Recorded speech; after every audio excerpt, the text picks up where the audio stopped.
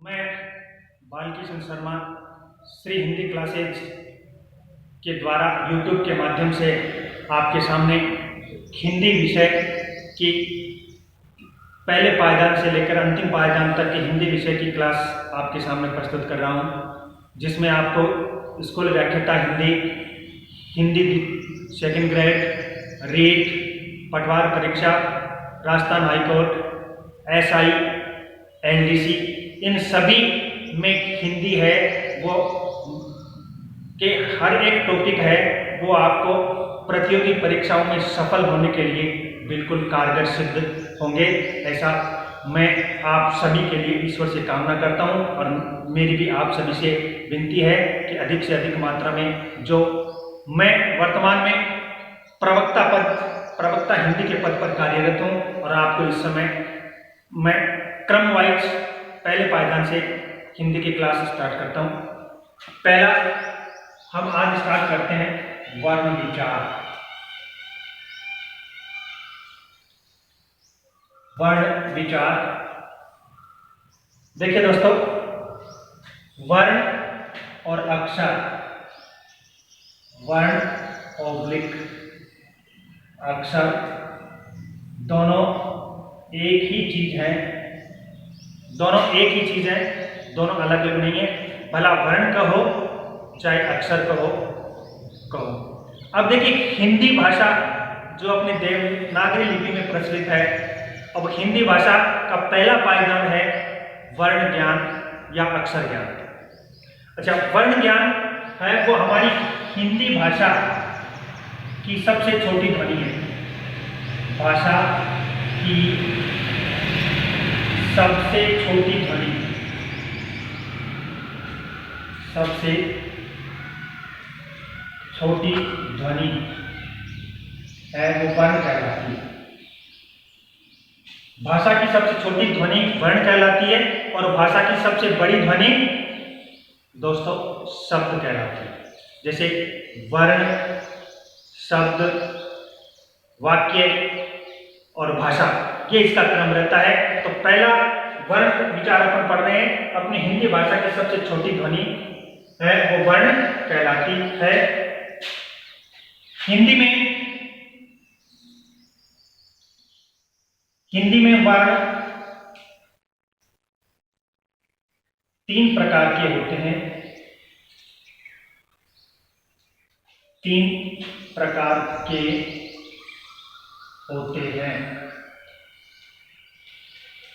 आपने कई प्रतियोगी परीक्षाओं में इसके प्रकार दो भी पढ़े होंगे, स्वर और व्यंजन, लेकिन मैं आपको यहां बताता हूं। पहला प्रकार है इसका स्वर और दूसरा प्रकार है इसका व्यंजन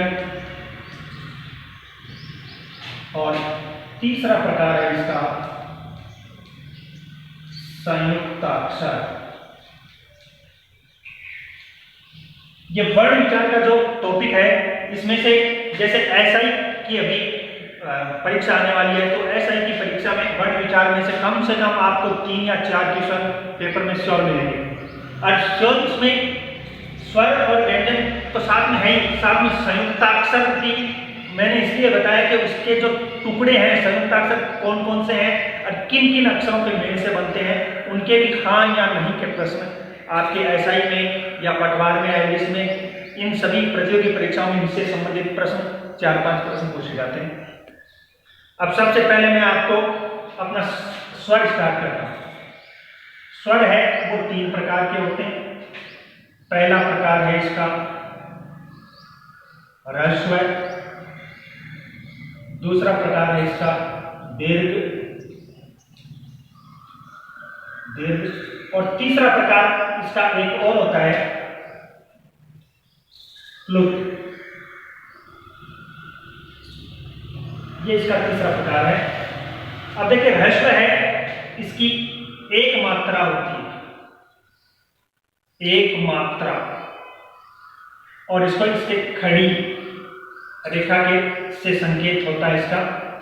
दीर्घ की दो मात्रा होती है, दो मात्रा होती है, और इसको जैसे अंग्रेजी में S लिखते हैं, इस हिसाब से इसका संकेत होता है। अंग्रेजी में एस लिखते हैं, उस हिसाब से इसको लघु बोलते हैं, लघु, और इसको गुरु। ह्रस्व स्वर कह दो चाहे लघु स्वर कह दो, एक ही बात है। वैसे दीर्घ स्वर कह दो चाहे गुरु स्वर कह दो, एक ही बात है। इसकी एक मात्रा होती है, इसकी दो मात्रा, इसका ये संकेतक चिन्ह, इसका एक ऐसे संकेतक चिन्ह है ये, और इसका दीर्घ का संकेतक चिन्ह गुरु होता है।